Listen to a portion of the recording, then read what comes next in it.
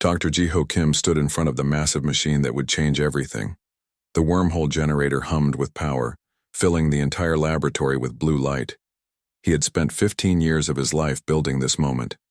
Now, looking at the swirling portal of energy, he knew there was no going back. "Are you sure about this?" Dr. Subin Lee asked for the 10th time that morning. She stood beside him, her hands shaking as she held the final checklist. "We don't know what's on the other side. We don't even know if you'll survive the trip." Jiho smiled at his old friend. They had worked together since university, solving impossible math problems and dreaming of reaching the stars. "Someone has to go first, Subin. It might as well be me." Captain Minho Park walked into the room, his military boots echoing on the metal floor. "The Council ships are still patrolling the outer system," he said. "If they find out what we're doing here, they'll shut us down immediately." The Galactic Council ruled over hundreds of worlds and dozens of alien species. Humans were the newest members, and they were treated like children. The elder species made all the important decisions. They told humans where they could go and what they could study. Most importantly, they had forbidden any travel beyond the local star cluster. "Let them try," Jiho said. "They've kept us trapped for too long. While they sit in their comfortable councils, real discoveries are waiting out there." The alien species claimed that deep space was dangerous. They said there were things beyond the galactic rim that even they feared. But Jiho had seen the energy readings from their long-range sensors. Something was out there. Something with technology far beyond anything the Council possessed. "The calculations are perfect," Jiho continued, checking his equipment one last time. "The wormhole will stay open for exactly 30 seconds, long enough for me to go through but not long enough for anything to follow me back." Subin wiped tears from her eyes. "What if you can't find a way home? What if we never see you again?" "Then you'll know I found something worth the risk," Jiho replied. He put on the special suit designed to protect him during the journey. The sensors and cameras would record everything he experienced. If he did make it back, humanity would have proof that the Council had been lying to them. Lieutenant Dongwook Choi ran into the laboratory. "Sir, we have a problem. Council ships are approaching the station. They'll be here in 2 hours. Captain Park cursed under his breath. "They must have detected our power buildup. We need to move now." Jiho nodded.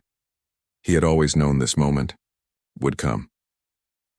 The Council monitored all human activities. They probably had spies in every human government and military base. But Research Station Omega-7 was different. It was hidden in an asteroid field far from the normal shipping routes. "Start the final sequence," Jiho ordered. The machine began to charge its main power core.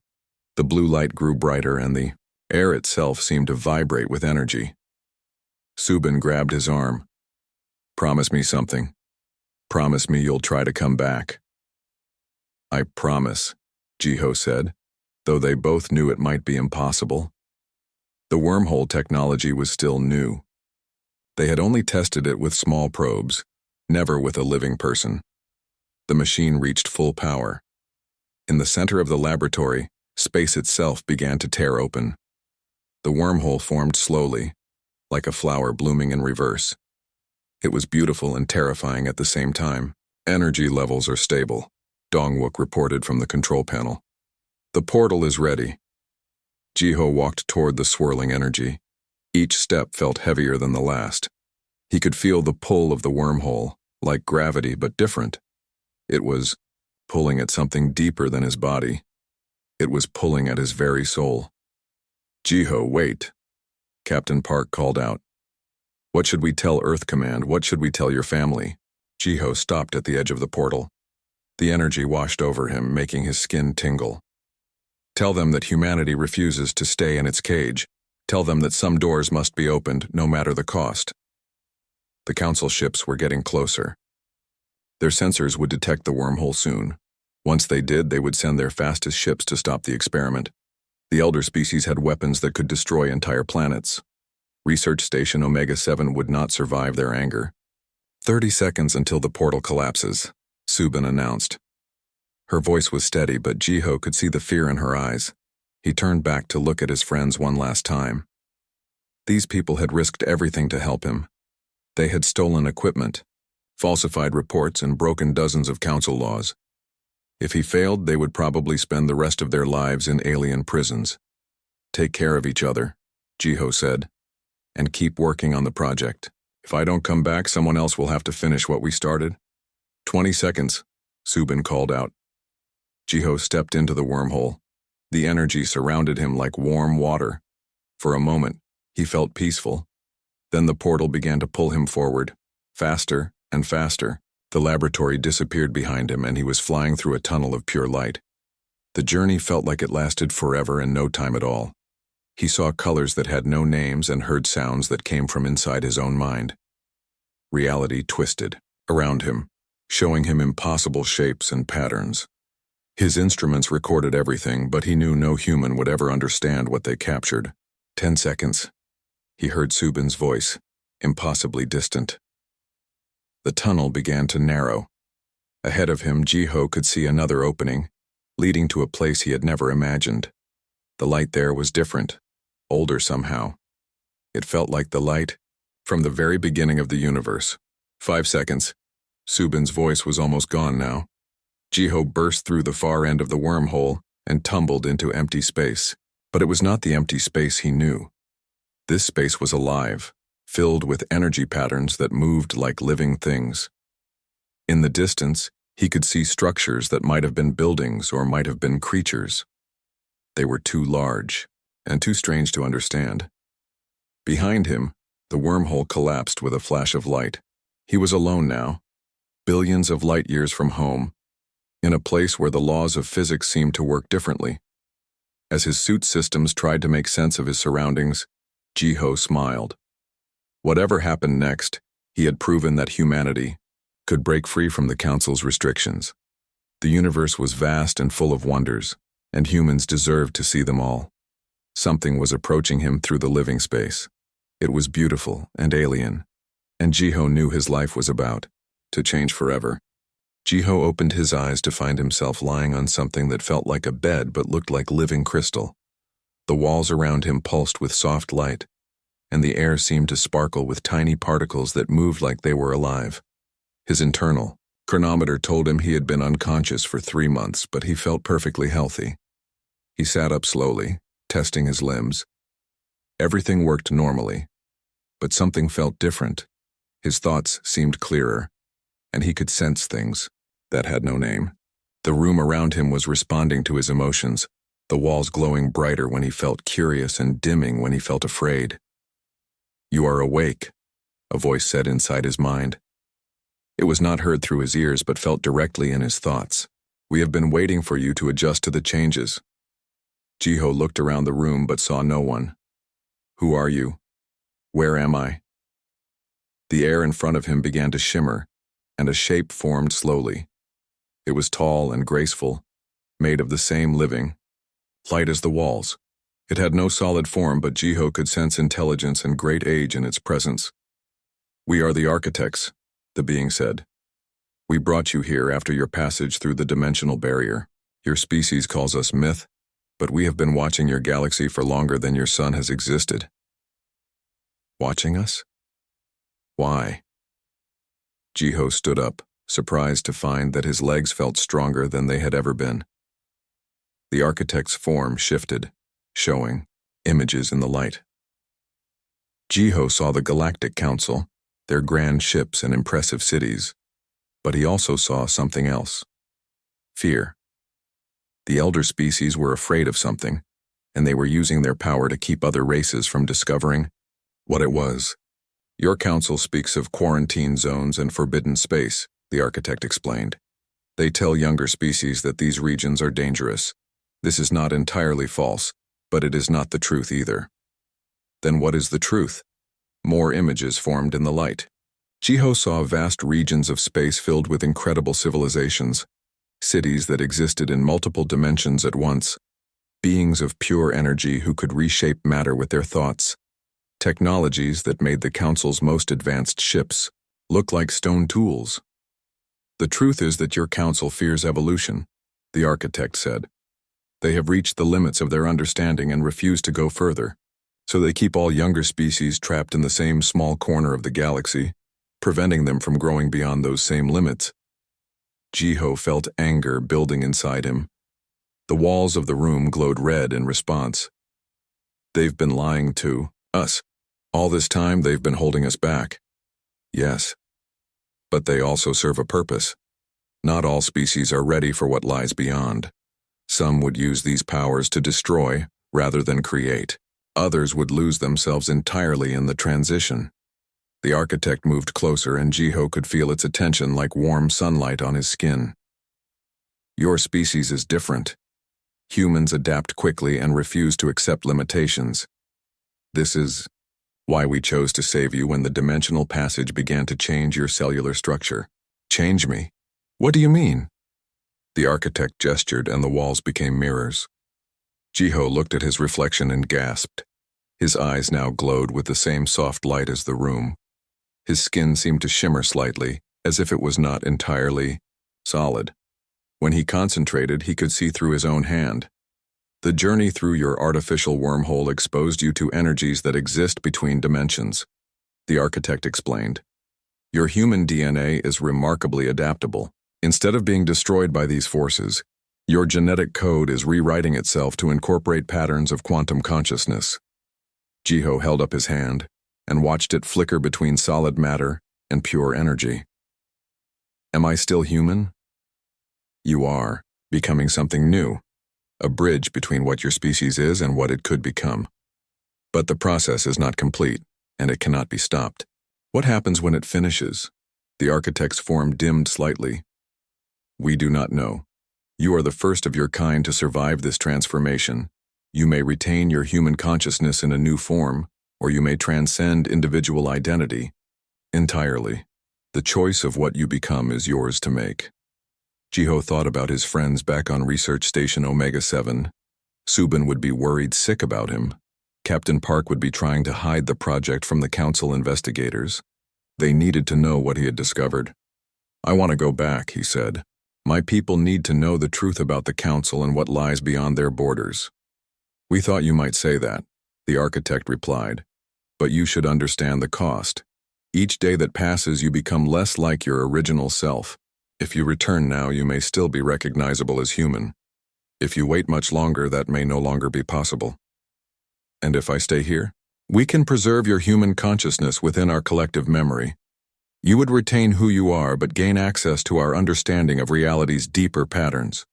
You would be safe from the transformation's more extreme effects. Jiho considered the offer. To join with beings of such incredible knowledge and power was tempting. But his duty was to humanity, not to his own safety or comfort. No, he said firmly. Humanity deserves to make its own choice about the future. I have to warn them about what the council is really doing. The architect's form brightened with what might have been approval. We hoped you would choose this path. Your species' greatest strength is its refusal to abandon others, even at great personal cost. Can you send me back? Not to your exact point of origin. The dimensional barriers have shifted since your arrival. But we can return you to your galaxy, near your home system. The journey will accelerate your transformation significantly. Jiho nodded. Then let's do it. How long do I have before the changes become irreversible? Perhaps a year, perhaps less. The transformation responds to your emotional state and the choices you make. Strong emotions and the use of your new abilities will speed the process. The room around them began to change, walls flowing like liquid as they prepared for his departure. The architect gave him new knowledge directly, downloading information about the true nature of reality and the technologies needed to help his species evolve safely. Remember, the architect said as a new portal opened before them, your council is not evil, merely afraid. They have maintained stability for millions of years by preventing change. But stagnation is not life, and your species represents the possibility of something greater. What about you? Will we see you again? When humanity is ready to join the true galactic community, we will be waiting. Until then, you carry our hopes with you. Jiho stepped toward the portal, feeling the familiar pull of dimensional forces. But this time was different. He could sense the energy patterns, understand how they worked. Part of him was already becoming something beyond human understanding. As he entered the portal, Jiho's last thought was of Subin's face when she saw him return. He hoped she would still recognize the man he had been, even as he became something entirely new. The universe folded around him, and he began the long journey home carrying secrets that would change everything. Dr. Subin Lee sat in her small laboratory, staring at equations that no longer made sense. 2 years had passed since Jiho disappeared through the wormhole, and every day felt like a failure. The official investigation had concluded that the experiment was a disaster. The research team was disbanded and the wormhole project was classified as too dangerous to continue, but Subin refused to give up. In secret, she continued working on the dimensional mathematics that Jiho had started. Captain Minho Park helped her when he could, providing security clearances and military equipment. Lieutenant Dongwook Choi had been transferred to a different unit, but he still sent her data from the outer system sensors. Any change in the readings? Captain Park asked as he entered her lab. He looked older now, worn down by 2 years of hiding their continued research from council investigators. Nothing, Subin replied, not looking up from her computer screens. The dimensional barriers are stable, no sign of wormhole activity anywhere in the system. Maybe it's time to accept that he's not coming back. Subin finally turned to face him. He promised he would try. Jiho never breaks his promises. Captain Park's communication device beeped urgently. He answered it quickly, his face growing serious as he listened. What do you mean, impossible energy signature? Are you sure it's not a council patrol? Subin stood up, her heart racing. What is it? Something's approaching Earth from deep space. The readings don't match any known technology, human or alien. They rushed to the main sensor station where Dongwook was already waiting for them. He had requested emergency leave from his new assignment as soon as the readings appeared. It's definitely artificial, Dongwook said, pointing at the display screens. But the energy patterns are unlike anything in our databases. The object is small, about the size of a person, but it's generating power levels that should require a fusion reactor. How long until it reaches Earth? Captain Park asked. 6 hours, assuming it maintains current speed. But sir, there's something else. The object is broadcasting a signal. It's very faint, but it's definitely human in origin. Subin felt tears building in her eyes. Play it. The speakers crackled with static. Then a familiar voice emerged from the noise. This is Dr. Jiho Kim requesting permission to approach Earth. I repeat, this is Jiho Kim. I'm coming home. It's him. Subin whispered. He actually made it back. But even as relief flooded through her, she noticed something strange about the voice. It sounded like Jiho, but there was something different about it. An echo, as if multiple versions of him were speaking at the same time. Prepare a shuttle, Captain Park ordered. We'll meet him in orbit before the council ships detect his approach. 3 hours later, Subin found herself in the cargo bay of a military transport, watching as something incredible approached their ship. It looked like a person in a spacesuit, but it was glowing with soft blue light. Sometimes the figure seemed solid, and sometimes it appeared to be made of pure energy. Jiho? Subin called out as the figure passed through the ship's hull without opening the airlock. The glowing form solidified into the shape of her oldest friend, but she could barely recognize him. His eyes now shone with the same blue light as his body, and when he moved, reality seemed to bend slightly around him. Hello, Subin, Jiho said, and his voice carried harmonics that made her bones vibrate.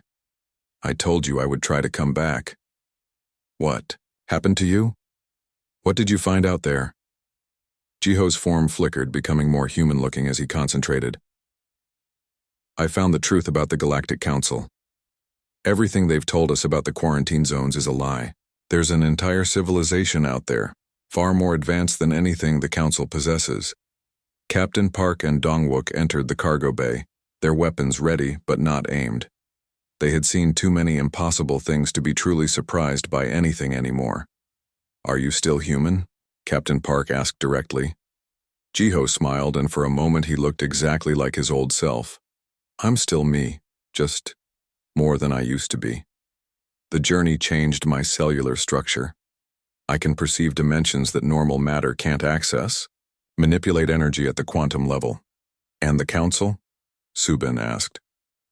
Jiho's expression grew dark, and the lights in the cargo bay dimmed in response to his emotions. They're planning to kill us all, not immediately but soon. They call it the integration protocol, but it's actually a sterilization plan. They've decided that humanity is too dangerous to be allowed to develop further. How do you know this? Because I can now access their communication networks directly. Quantum consciousness has advantages, but it also has responsibilities. Jiho reached out and touched the ship's main computer. Instantly, every screen in the cargo bay lit up with classified council documents. The files showed detailed plans for humanity's destruction, biological weapons designed to target human DNA, military strategies for overwhelming Earth's defenses, even backup plans for destroying the entire solar system if necessary. They're coming in 6 months, Jiho continued. A full battle fleet, under the command of Admiral Vexthara of the Velkari Empire.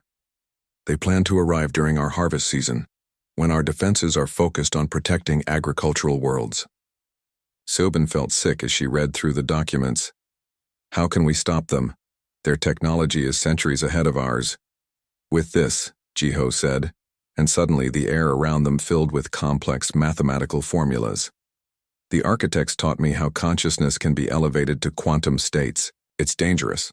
Many who attempt the transformation will die, but those who survive will gain abilities that the council species cannot comprehend. You're talking about changing what it means to be human, Captain Park said.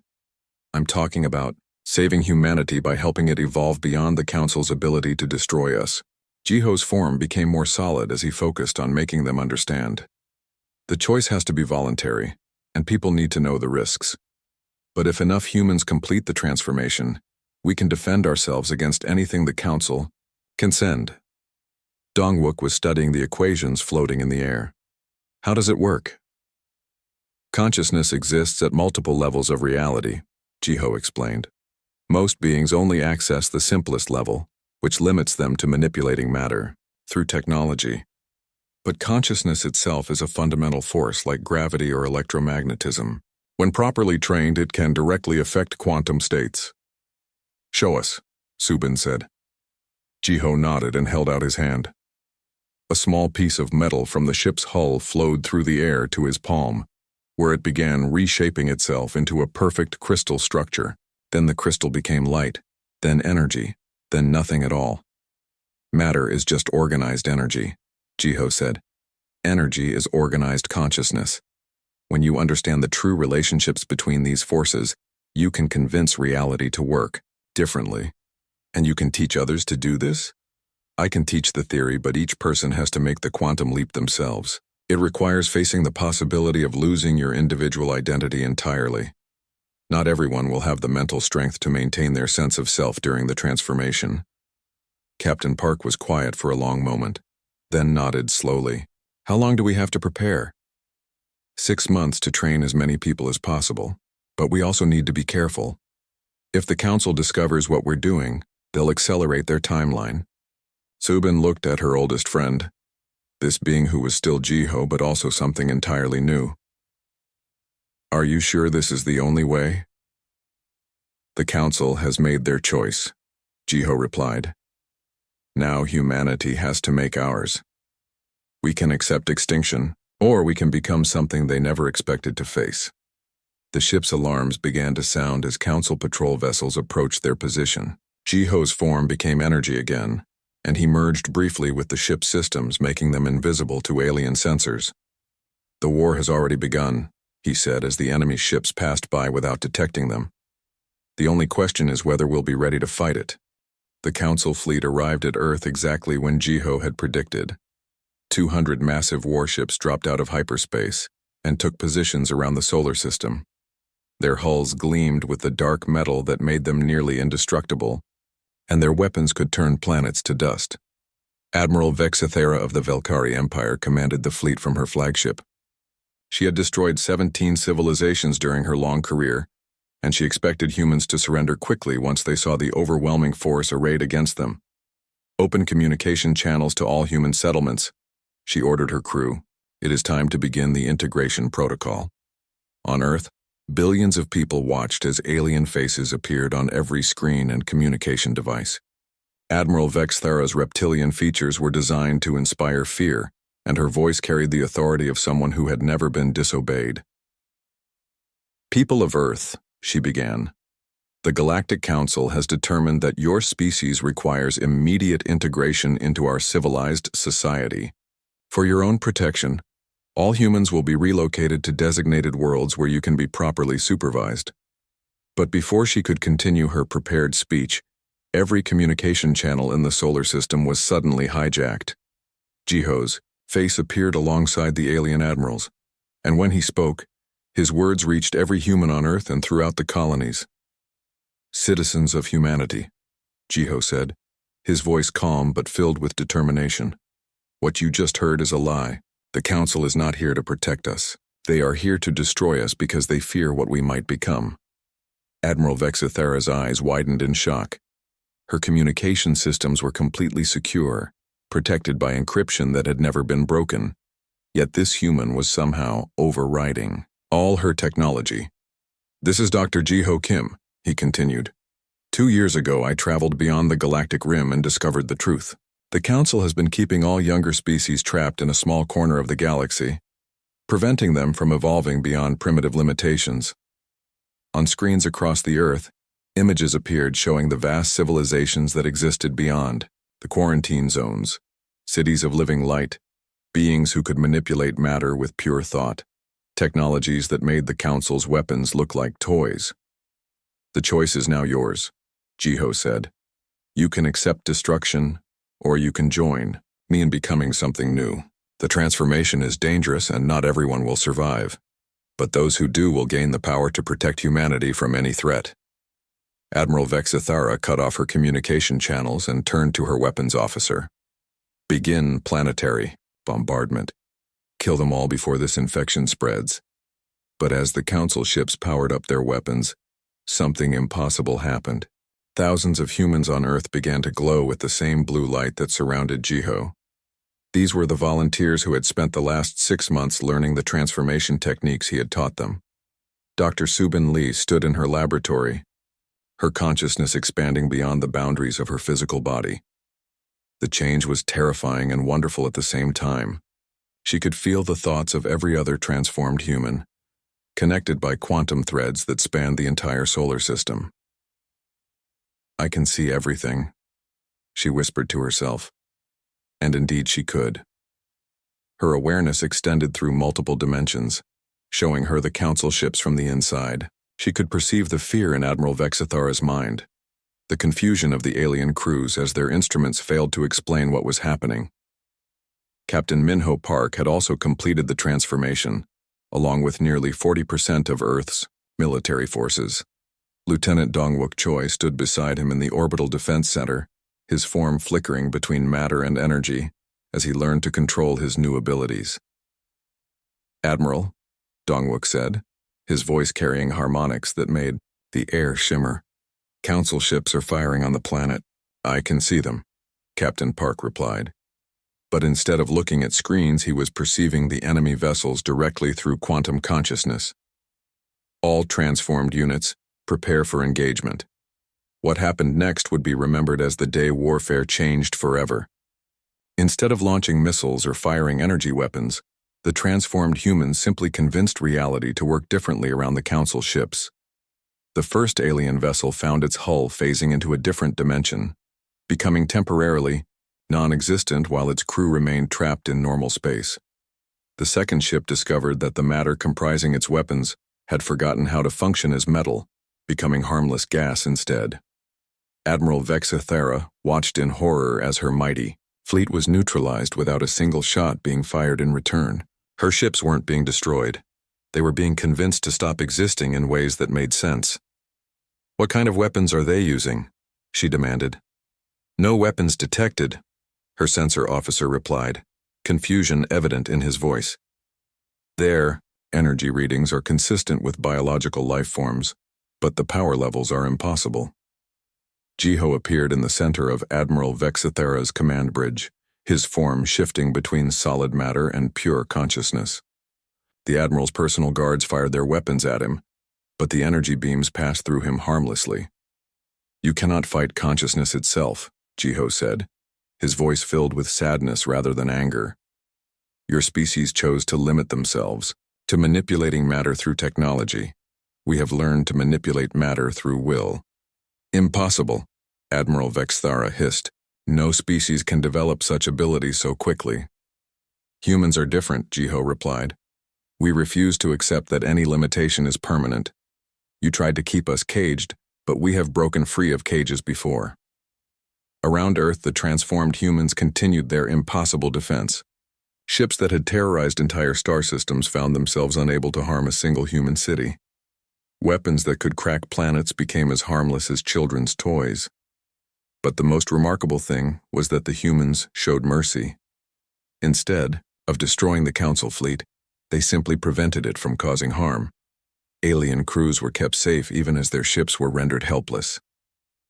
"You could kill us all," Admiral Vexithara said, finally understanding the true scope of what she faced. "Yes," Jiho agreed, "but that is not who we are. Humans protect life, even the lives of those who would destroy us." "What do you want?" "For the Council to stop limiting younger species. The galaxy is vast enough for everyone to grow and explore. There is no need for the artificial barriers you have maintained." Admiral Vexithera looked around her bridge, seeing her crew's faces filled with awe and terror. These aliens had never encountered a species that gained such power and then chose not to use it for conquest. "The Council will never accept this," she said. "They will send more fleets, bigger weapons. Then they will discover what the architects already know," Jiho replied. "Evolution cannot be stopped, only delayed, and humanity has evolved beyond the need for your approval." As if to demonstrate his point, more humans throughout the solar system began their own transformations. The process was spreading, accelerated by the emotional intensity of the moment. People who had been too afraid to attempt the change before now found the courage to risk everything for their species' freedom. "Go back to your council," Jiho said as he began to fade from the bridge. "Tell them that humanity offers friendship to those who want peace, but we will not be caged or controlled by anyone." Admiral Vexithara's fleet retreated in disorder, their mighty ships limping away from a battle they could not understand, let alone win. Behind them, Earth glowed with new energy as millions of humans took their first steps toward a future beyond anything the Council had ever imagined. The age of human limitation was over. The age of human transcendence had begun. 6 months after the Council's failed invasion, humanity had become something that no one could have predicted. Nearly half of Earth's population had successfully completed the quantum consciousness transformation, while the other half supported them in ways that were both practical and profound. Dr. Subin Lee stood in what used to be her laboratory, but the room had changed beyond recognition. The walls were alive with flowing energy patterns that responded to her thoughts, and equations wrote themselves in the air as she worked. She was no longer just a scientist.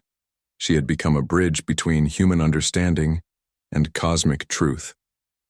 "The integration is proceeding faster than we anticipated," she said to Jiho, who existed now as both a physical presence and a distributed consciousness that touched every corner of human space. "The transformation isn't just changing individuals, it's changing how we relate to each other and to reality itself." Jiho nodded, his form shifting between the man she remembered and something that belonged to the space between stars. Humanity's greatest strength was always our ability to remain connected while growing as individuals. The quantum consciousness enhancement has magnified that strength. Through the laboratory windows, they could see the changes happening across Earth. Cities now existed partially in normal space and partially in quantum dimensions, making them appear to shimmer like mirages. Children who had been born since the transformation could manipulate matter instinctively, treating the reshaping of reality as naturally as their parents had once played with toys. "What news from the expeditions?" Subin asked. "Captain Parks," Team has made contact with 3 civilizations beyond the galactic rim, Jiho replied. All of them welcome humanity as the first species to break free from the Council's nursery in over 1,000,000 years. Admiral Minho Park had indeed adapted well to his new role. No longer confined to commanding ships and weapons, he now led expeditions through dimensional space to explore regions that had been forbidden to Council species. His consciousness could span multiple star systems simultaneously, allowing him to coordinate activities across vast distances. The architects are particularly pleased, Jiho continued. They say humans are developing abilities even they didn't anticipate. Our emotional complexity combined with quantum awareness is creating entirely new forms of consciousness.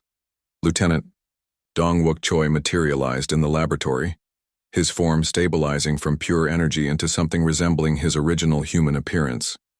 He had become humanity's first dimensional scout, exploring realities that existed parallel to normal space. I have news from the Council territories, he reported. Their empire is collapsing. 3 member species have demanded access to the transformation technology. 2 others have declared independence and are preparing their own expeditions beyond the rim. This was perhaps the most unexpected development. The Galactic Council, which had maintained stability for millions of years through careful control of technological development, was facing internal revolution. Species that had accepted limitations for countless generations were suddenly questioning why they had never been allowed to grow.